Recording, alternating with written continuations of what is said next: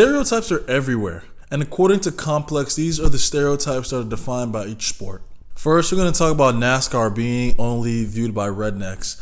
I thought it was kind of funny. You see a lot of the Confederate flag flown a lot of the racetracks, RVs, trucks. It's not saying that it's not true, but it's not saying it isn't at the same time. I can kind of see where the stereotype lies face because of just a southern drawl to it, and it's really a very marginalized sport. Not too many of other cultures, I think, race except certain white folks. So I can see that. Next is outdoor winter sports are only privileged to white people. That one is interesting because, like I said, whether it's BMX or snowboarding or skateboarding or pretty much anything that requires certain equipment, people of color really aren't really represented a lot because of such of the equipment that needs to be, whether it's sporting events, taken to there. So I can kind of see that just because it takes so much funding or money to be a part of these sports at a young age. So I can see how that could be true. Next, we have Europeans are the only ones that play soccer well, which I think it's true, but it's not. I think for a lot of kids, if they would have started playing soccer early on, whether it's Africans, African Americans, anybody, because soccer, I believe, yes, some people are born with it, like Messi, but then some people who work very hard, grind very hard, like Cristiano Ronaldo or Luis Suarez. So I think at the end of the day, it's all about practice. It's all about getting into a good club early, getting adequate training, and that's why I think a lot of African countries, we have a lot of great players, but they go play for European teams such as France, such as the Netherlands, such as Belgium, because they have the resources to do it. So I think it's just more of a resource thing than is a talent level. Next is all black athletes want to be rappers and all black rappers want to be athletes. This one is kind of funny because you kind of do see it in certain realms. There are athletes that dibble on the side of rapping or music, and then you have what they say, all rappers want to be athletes, where you see them, hooping or being a part of celebrity all-star games or everything above. I think for a lot of, black African-American kids, that was something that was just shown to them from an early age. You either could be a rapper or you can be in sports. So it kind of like limits them to what they see they can do. So I can kind of see how this could be something true. Next, we have Duke, and these blue chip college schools only recruit kids from good areas. And this one is interesting because of, they have a certain prestige at places like Duke, UNC, Kentucky.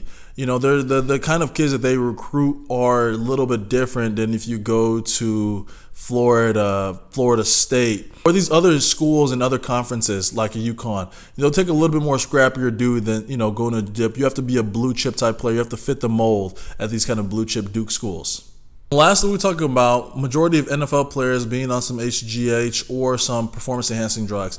I personally played in the NFL, and I don't really believe this. I think there's a lot of misnomer. The NFL players are taking something. I'm not saying all don't, but I'm just saying that is not the majority. Maybe a small minority of players might get away with it, but at the end of the day, the NFL, I really believe, is about skill and talent, and a lot of great players get hurt. And I believe if they were on HGH, they would be recovering way faster than they do and playing way longer. So I don't believe this is true. And you tell me, are these stereotypes valid? Or a baseball player does really well in a short period of time, he's on steroids. I think that steroids in baseball is always a discussion. We come from the Barry Bonds, Mark McGwire years of guys just knocking out 50 home runs, whether coming off an injury or coming off of a remarkable season. You're always going to be a raised eye of like, are they natty? Are they doing it? Or are they juiced up? So next, we're going to talk about black athletes showboating or being too flashy.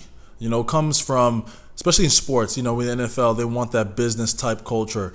We have guys like Patrick Mahomes, who is a clean-cut guy. Then you have a guy like Lamar Jackson that has a little bit more swag to him, a little bit more flashy on the or Cam Newton. So it just depends. I think that more people have different personalities. I think that's what makes the game great. Not everybody is a Peyton Manning, or Tom Brady. Some people have a little bit more energy and more juice to them. So it just depends on who you are.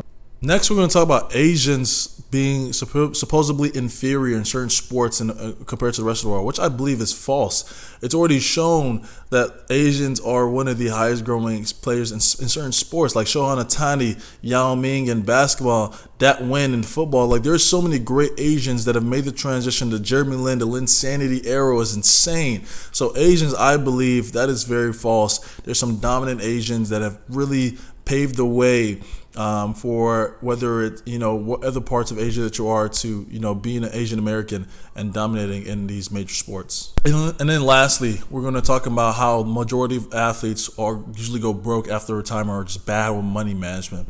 And this one, I really believe it's depending on who you are and the type of people you surround yourself with. I think back in the day, athletes will go broke because, most of them come from not having a lot of money or come from having people around them that were bad with money. So they had to overcompensate and really revert to taking care of everybody. Nowadays, more athletes are investing or doing more business ventures, are really doing bigger things with their money, and having a good financial advisor or a good team around you helps a lot. So maybe back in the day that was true, but I truly believe now that a lot of athletes are using their money for good because they know when that check ends, bills still are here. So gotta save it up.